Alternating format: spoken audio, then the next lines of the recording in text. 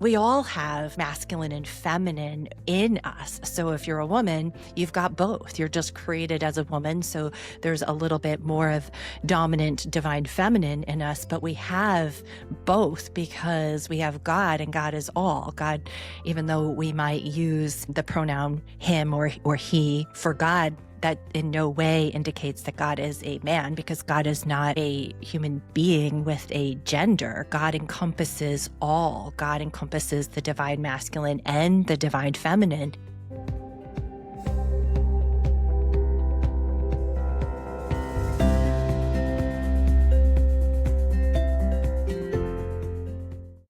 Welcome back to the Daily Surrender.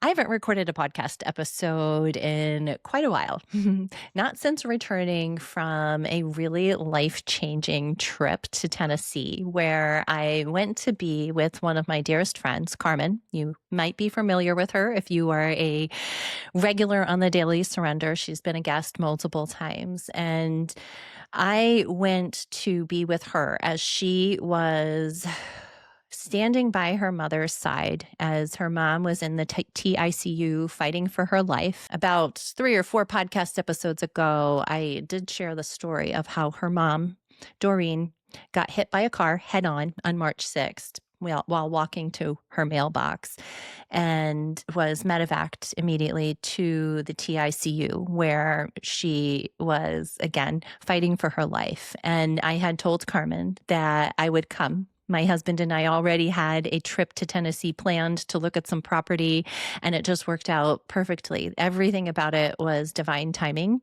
and I can see it more and more as time is going by. And over the last few weeks since returning, I've been processing a lot of what I experienced while I was there, what I stood witness to, the things that really moved through me.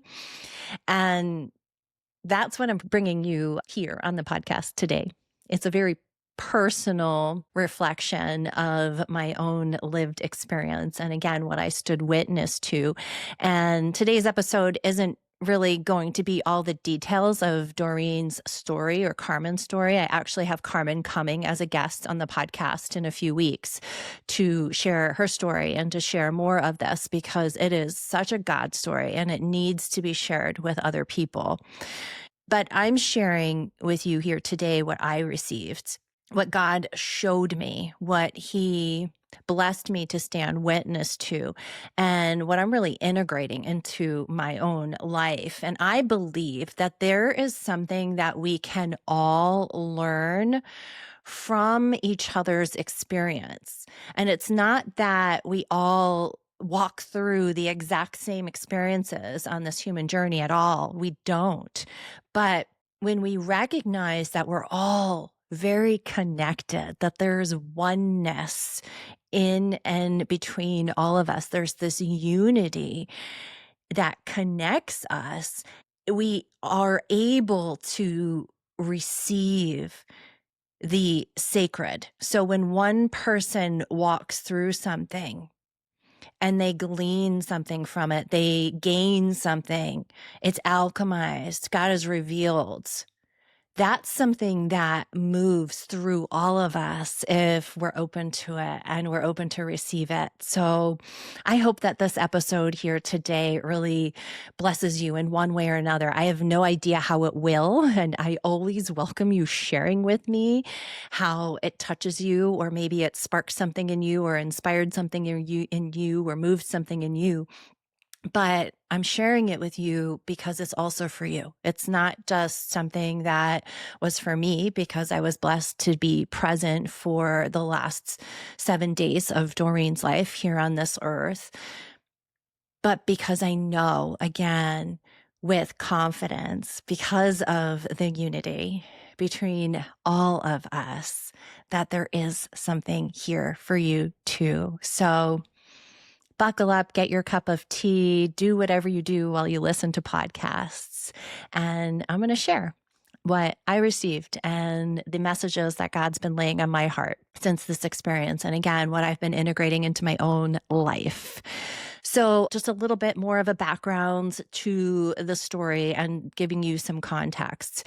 I went to Tennessee with Carmen, and she had already been living in the TICU since March 6th, so for 3 solid weeks before I arrived. And every day she was there as much as she physically could be present to care for her mom, to love on her, to speak life into her, to pray over her, to rub oils all over her, to sing to her, to remind her how loved by God she is and that she can do this, she is doing this. It was something that was absolutely extraordinary to stand witness to, the love between a mother and a daughter and the dedication that her daughter had to helping support her through something so absolutely traumatic. Again, she was hit head on by a car at her mailbox. She wasn't in a car. It was her body, her 78-year-old body that was hit by this car. And she had broken all of her limbs, and she endured multiple surgeries for that. Her colon was removed. She had an ostomy bag. Her kidneys were damaged. She was on dialysis. And she was surviving, which in and of itself was just so absolutely miraculous to see in anybody of any age, let alone, again, a 78-year-old woman. And I had told Carmen that I would come, and God orchestrated it in such perfect divine timing, because my husband and I already had a trip planned to Tennessee to go look at some property. So I dated my visit to be with Carmen and just sister her and stand by her side and offer whatever I could offer: support, love, hugs, laughter when needed. And again, this is all part of the story, but it was so divinely timed because it ended up being the last 7 days of Doreen's life here on this earthly plane. So, what I experienced in all of that was so sacred. I felt immediately upon walking into that TICU that I was on holy ground. I stood witness to what felt like miracle, miracle, and miracle before my eyes. I stood witness to an enormous amount of love between a mother and a daughter. A mother who could barely talk. She had a tracheotomy. She could mouth. She could kiss her daughter with cute little kissies that she would give her. But there were no sounds that could come out of her mouth. And yet I stood witness to the two of them communicating. And it was beautiful. It changed me. What really became clear to me in the experience from the moment that I walked into that room is that love is not something that's one-dimensional at all. Love is soft and gentle, and it's kind, and it's also really fierce. It's both soft and fierce, and that's something that I also stood witness to as I watched my girlfriends gently and kindly love on her mama, like just love on her and rub vitamin E oil all over her healing scars and lavender oil diffusing in the air and massaging her feet and very gently touching her broken body and kissing her and telling her how much she loved her again. But I also saw the fierceness in Carmen as Carmen advocated for her and stood up to things that she would witness in the medical care of her mom that were not okay. If you've ever stood by someone who's in the hospital, and especially an ICU type of a situation, you know that people are people, and oftentimes our medical care workers are spread really, really thin. There might not be the adequate provision that our loved ones need and deserve, and having an extra set of eyes and having someone advocate for them in a situation like that requires a lot of attention. It requires a lot of energy and focus, and it requires a fierceness. And I would watch Carmen swing between being really soft and being really, really again, fierce in that love for her. And my own experience with it, because I knew again that I was called to be there. I was invited to be there, not only invited to be there by Carmen herself and also her mom. I knew that without words, I knew that her mom approved of me being there and invited me in to something that was so incredibly vulnerable. But I knew that what God was asking of me too in that week and in those days leading up to Doreen's passing from this earth was for me also to be soft and fierce. And that came for me in really allowing myself to be a vessel, tapping in and listening to God's prompting of what he was asking of me in any given moment. Carmen and I have such a unique, beautiful friendship where we know each other very, very well. And knowing each other very well has come from a lot of intentional effort put into the relationship. We have become more than just, I'd say, friends that would talk about our kids and our businesses and our partners. We, over the past few years, especially since my mentor Molly passed in June of 2023, we have become sisters in like deep spiritual sisters in Christ that challenge one another, that help one another to be better and do better. We've given each other full permission to be iron sharpening iron in our friendship. We've done a lot of integrating of our own shadow work with one another. You can go back and find the podcast where her and I talked about spiritual friendships, and we really came to see that our friendship was one that was so much more than just having a buddy to shoot the shit with and go through life and laugh and have fun. And we do plenty of that, trust me.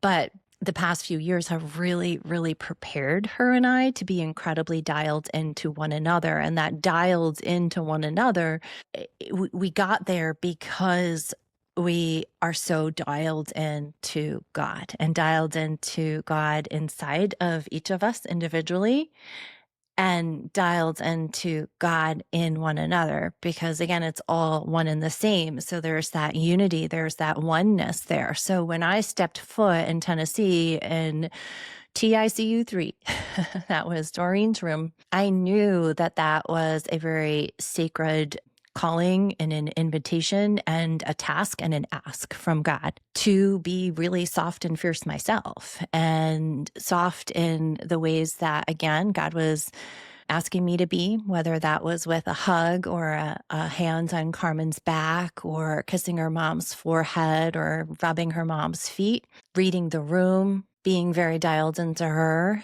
Carmen, and her needs, and also fierce and speaking truth in the moments that I was prompted to speak truth, the moments that I was really prompted to be that vessel and be God's voice. And again, Carmen's going to be on the podcast, so you're going to hear more details of all of this. But like on Good Friday, on the day that the doctors walked in the room and had what seemed like an out of the blue conversation with Carmen when they asked her to revisit her mom's wishes, to revisit the DNR. And they were very honest, and they spoke with so much love and a lot of truth, and they delivered it firmly. And that was fierce of them to do too, because they weren't here to people please. They were here to do their job, and their job was to honor their patient. And they let Carmen know that her mom had so much going on in her body, and they had been triaging different things that would pop up, whether it would be her body got really toxic because it wasn't clearing enough fluid and she needed dialysis. And in between dialysis, she was swelling and fluid was coming through her skin, or there was blood in the ostomy bag because she had developed a fistula. And Carmen had to make a really, really, really hard, painful, challenging decision. Maybe you on the other side of this have been in her shoes and you've made that decision. And she made it knowing what her mom's wishes were. And then she sat down and said, I can't do this, and started to cry. And in that moment, God asked me to be fierce. He asked me, without getting in my own head or overthinking at all, he asked me to speak what he wanted me to speak. And that was, yes, you can. And I took her face in my hands and I locked eyes with her and I said, yeah, yes, you can. Yes, you can. And that's that fierceness. So I believe that love asks us to really be both. And being both really requires that we have a awareness of God within, the spirit that leads us. And I think in my own life, just bringing this back to some reflections that I've been having over the past few weeks, there were years in my own life where I was too far in what I thought was like strength, like fierce. Like I was just this strong superwoman that could do anything and nobody messes with me. And I I was actually I had elements of that fierceness that I'm talking about here today that I stood witness to when I was in Tennessee and that I experienced personally when I was in Tennessee. But what it actually was it was really mixed with a lot of my own shadow, and that was control. And so what I was labeling as being fierce and strong and outspoken and like nobody gets to mess with me and I've got all my shit together was really me being very defensive, oftentimes really reactive, having a sharp edge around me, being very biting with things, and again, really controlling. And control is rooted in fear, right? So I wasn't rooted in faith. I wasn't tapping into what it is that God wanted me to do in being fierce and standing up and using my voice. I was trying to drive the bus myself. And that was coming from, again, a place of fear. That wasn't God moving through me at all. I was kidding myself when I told myself that it was. Again, it was fear. It was fear driven. It was fear driving the bus. And when I became more aware of that in my seeking for healing, a lot of introspection, a lot of humbling, I swung really hard to the other side because I actually started to fear being too harsh, too controlling, too masculine. Because I came to a place where I recognized that a lot of that was very masculine, but it was very unhealthy masculine. And we all have masculine and feminine in us. So if you're a woman, you've got both. You're just created as a woman. So there's a little bit more of dominant divine feminine in us, but we have both because we have God and God is all. God, even though we might use the pronoun him or he for God, that in no way indicates that God is a man because God is not a human being with a gender. God encompasses all. God encompasses the divine masculine and the divine feminine. And so for me, when I became aware that I had way too much unhealthy masculine in me, there was a lot of control. I was pretty edgy. I was very sharp. I didn't want to be that way anymore. And I started to fear being that way. So I swung over to being really soft. And if I was really soft, and I could be very feminine and it was very kind and I was very accommodating to people and I was really gentle. And of course, people would like to be around me. I wanted people to want to be around me.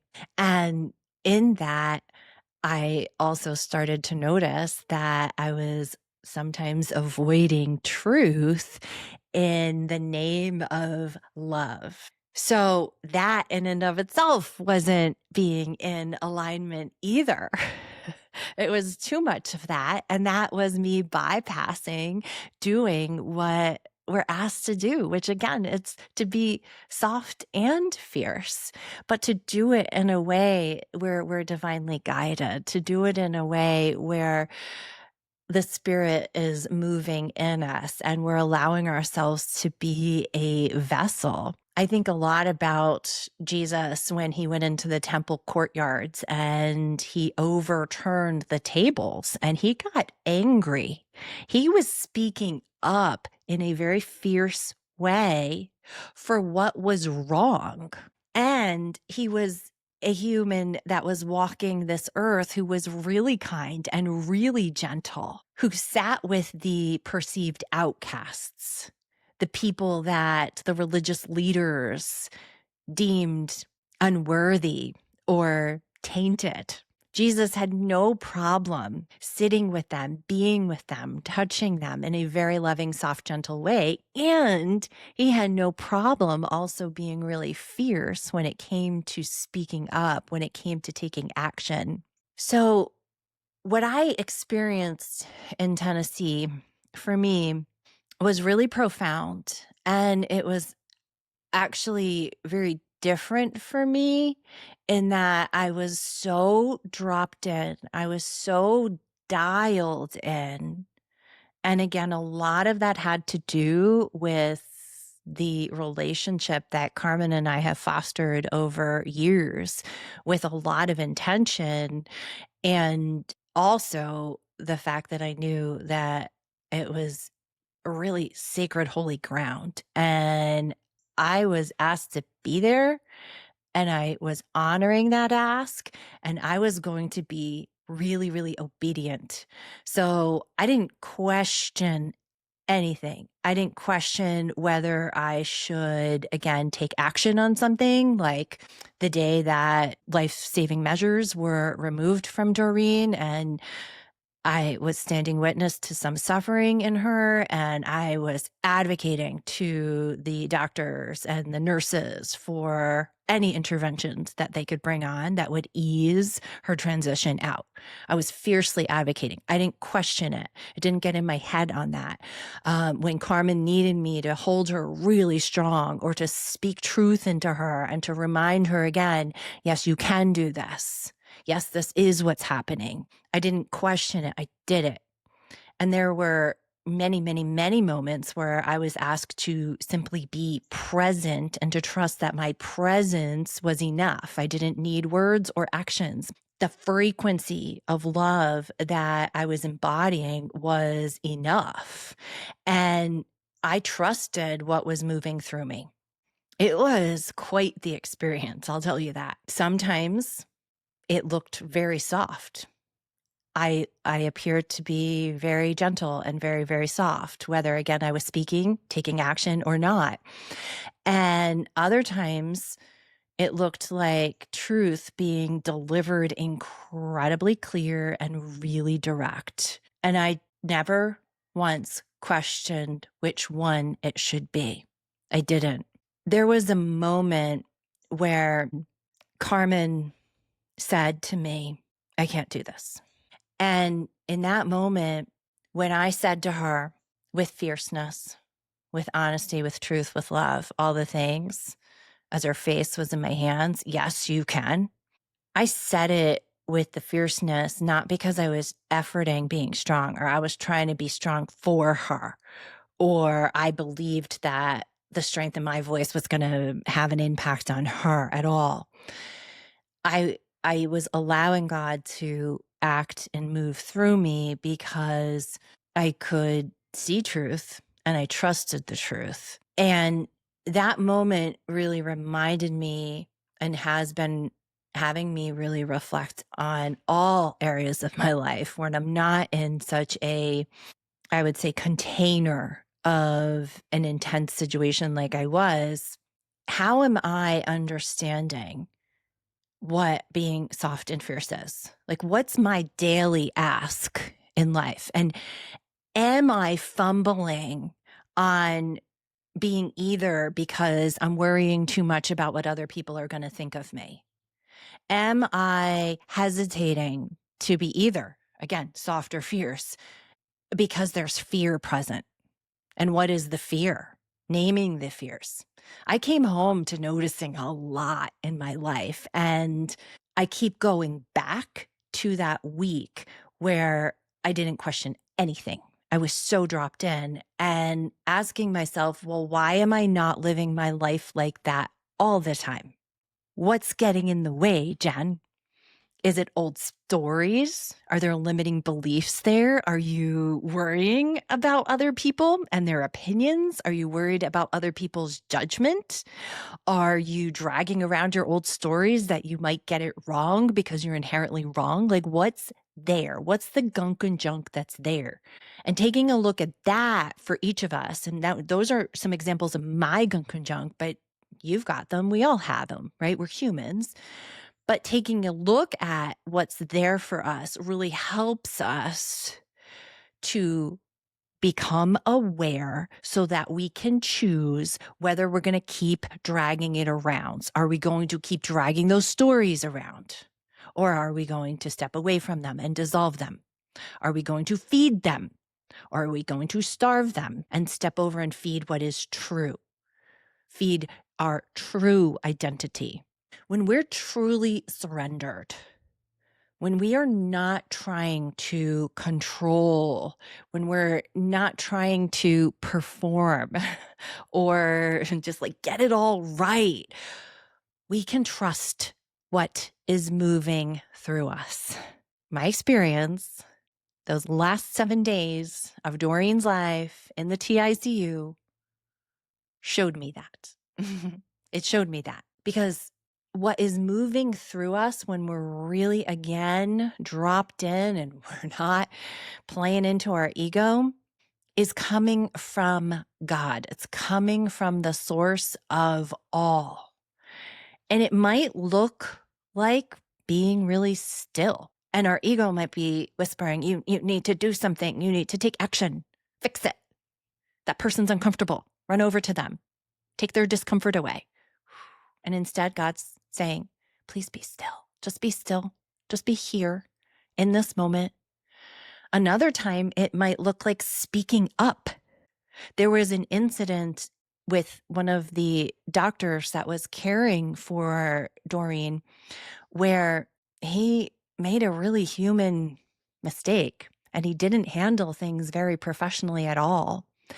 And Carmen was exhausted and she was exasperated and she was upset with the doctor. And of course, she was upset with the situation. And I witnessed her tap into that strength inside of her and touch that truth spot. Her ego really wanted to fight, and that wouldn't have served God and the greatest and highest good of everyone involved, including this doctor who was caring for many, many patients, including her mom. And I watched her pause, and she took a breath, and I could see what she was doing.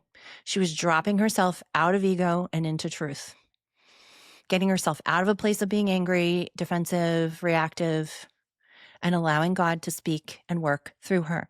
And she spoke such eloquent, firm, loving truth to this doctor that he thanked her. And he said that he became a better doctor that evening because of that experience. He apologized. He owned it humbly. He was being really prideful. He was on speaker and I was standing there. He had a lot of pride in the way. And I watched that pride crumble with Carmen standing firm in truth and speaking it to the doctor. So sometimes it looks like speaking up. And that, again, that's that fierceness that is also love. Other times, again, it's taking action. It's like, I'm not going to just sit back. I'm hearing that I need to take some action. Other times, it's simply holding space. It's just holding space. I did a lot of holding space the week that I was there. And in the holding of the space, there was an energy and a frequency of love. I didn't entertain any thought in my head that tried to say you should be doing something. Because if I did that, then I knew I was going to honestly get it wrong. And we don't need to decide ahead of time which one of these stances that we need to be in. We really don't. We just need to stay connected.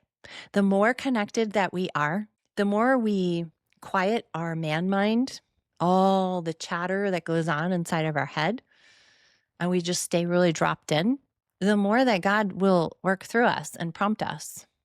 We'll just know. I had somebody yesterday asking me how they can strengthen their intuition and how do they know the difference between fear and their man mind and intuition. And I shared that in my experience, the more that I have practiced following my intuition, the more I realize that, first of all, intuition never comes from a place of fear, ever.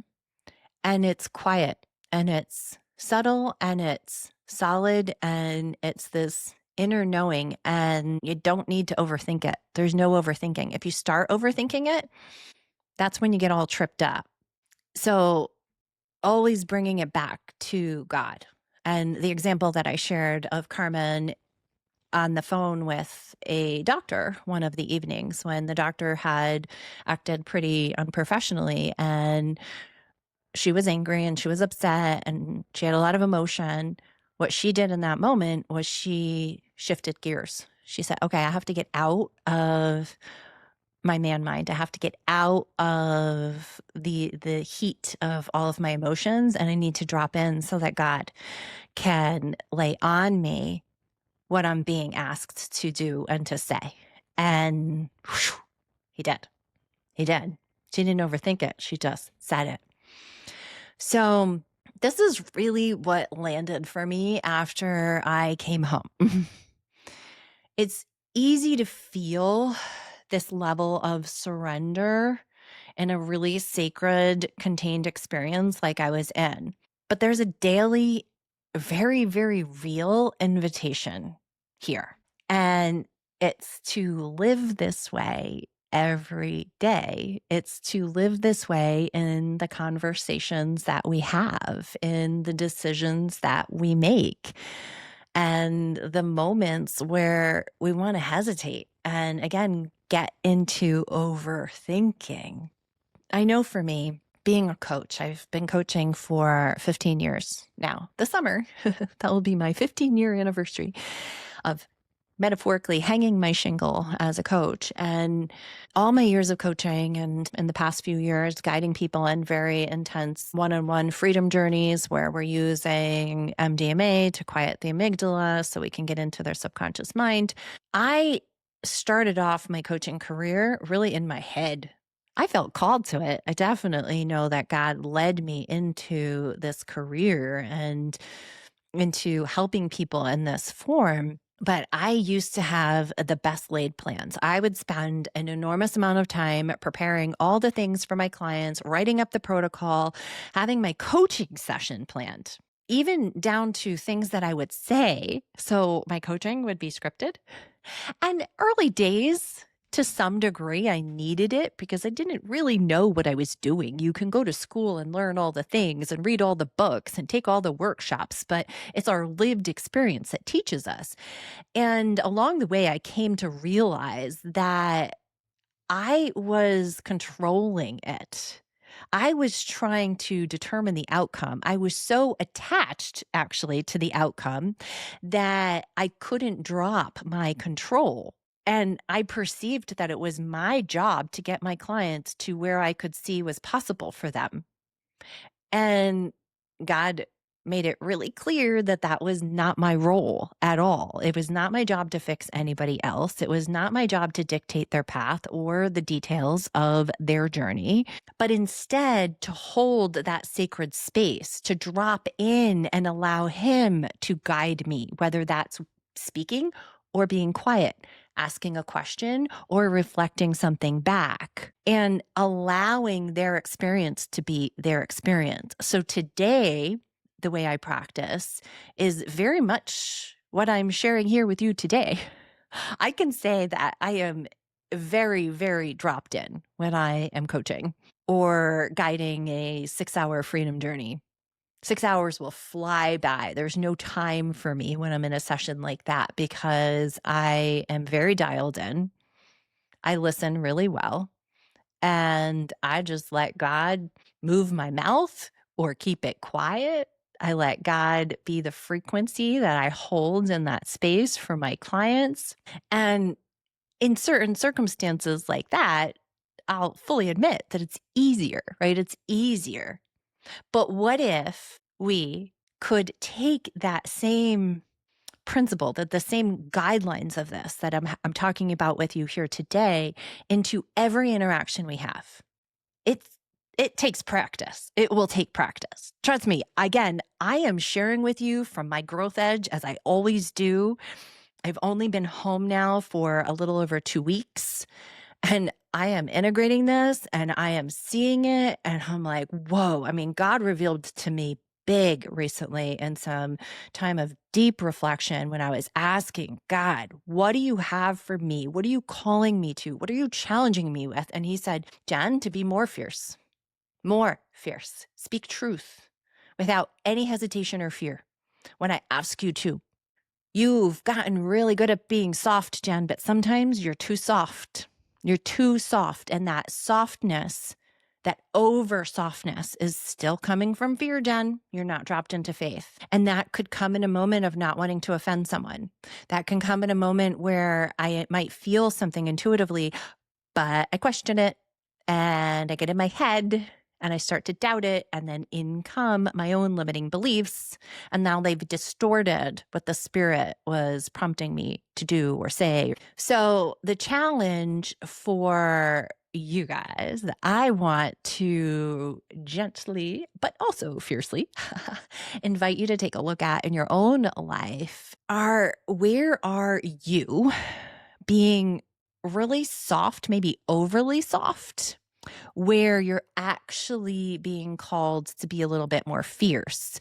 So perhaps your over softness is you actually avoiding truth, avoiding a hard conversation, avoiding strongly loving someone. I have 3 young adult children. I am in no way done raising them, although I would say some of them might think that I am. But it looks different. Parenting looks different when you're parenting young adults. But I'm actually going to reflect back to only a couple years ago when I had 3 teenagers. So raising teenagers requires you to be really dropped in. You are not here to people please them. You are not here to be their friend. You are here to love them strong the way that God is asking you to. There's a lot of fierceness that comes in to raising teenagers alongside of being soft too. We need both. But when you allow God to prompt you and guide you and just follow, like even when you have butterflies in your stomach, it always works out. It always works out. I can reflect back on so many really challenging conversations where God was asking me to be fierce in my parenting. And of course, my body would have butterflies because my nervous system was like, whoa, wait. They might not like you. Okay. All right. Well, I'm not here to be liked by them. I'm here to love them and love them well and love them strong. So also ask yourself, where might you be too fierce, too forceful? Maybe you have too much of an edge because you're a little defensive or there's fear underneath it. So you want to really emphasize what you're saying. And again, that's coming from fear. So take a look, be really honest with yourself. Honesty takes humility, right? So we've got to drop our pride. And I can tell you, there's no fear in dropping your pride. None. Although it's really hard and challenging. And there's a reason why pride is a, deadly sin. So what would it look like for you to trust that you can be both, that you can be someone who's really soft and gentle and kind and loving in all the ways, and also be someone who's fierce for truth, who says it, who speaks up, who takes action, who doesn't hesitate, who doesn't question? Could you be both? We actually can be both. What would it be like for you to really trust that when you're connected, what moves through you is right? Because that's truth and we can trust truth. what would that look like? And maybe you are listening and you're like, I have no idea because I have so much noise in my head. I have so much gunk and junk in the way. I have so many limiting beliefs and all these constructs, and they are holding me back. Reach out to me. We'll talk. Maybe I can help you with some of that because that is what I do in my coaching work. I help people to clear that stuff, the things that I call the gunk and junk, because all of that, that's keeping you from living outside of your divine design. And my friends, when we're living outside of our divine design, that right there is the root of the dis-ease symptoms that we see on your outside, whether that's your physical body, whether that's your anxiety, your depression, your moods. That's because there's something keeping you from living out of alignment with the way that you've been designed to live. I know that for me, I've been designed to be a truth seeker and a truth speaker. If you listen to my last podcast episode, I had an astrologer on and we talked a lot about it. And she actually read part of my birth chart. And I was blown away that it is actually written in the stars, that our God is that intricate and that detailed that the moment I came in, the universe, the stars, and the planets were all synchronized to help me on my specific soul's journey. And that is part of my journey. But I also had to work through the codependency and the people pleasing and all of the authority figures that pushed back at me and made me feel like I was wrong. That was all for me. So, what are you designed to be? Who are you designed to be? Getting to know yourself, self-awareness, best gift you can give yourself because you live more and more in alignment. And the more alignment you live in, the more that you're able to hear, stay connected, and allow divine to flow through you, speak truth, trust truth, and you live with more peace and confidence. It's awesome. It's awesome. So, the work, again, that you do on yourself, I really want to emphasize this. Whatever that work is, whether it's working on your physical body so that you strengthen your vessel, or you're working on calming your mind, you're working on your spiritual self, which I believe all of life is us working on ourselves spiritually because we can experience God in all things.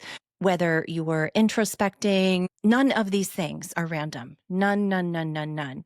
It's all preparation. Right? So earlier in the episode, I shared how I know with full confidence that Carmen and I were really prepared to do what we did together. I mean, I was there to help her. Yes, I was there for her mom and the rest of her family. I know that I was, but I was really there to help her, to support her, to midwife her to the place of being able to let her mom go physically from this world, from this plane. And me being able to be there the way that I was, her and I being as dialed in as we were with one another and with her mom and with everyone around us, that really was the fruit of all the inner work that we've been doing on ourselves for years. My goodness. If you're a listener to this podcast, this is episode 52, I think.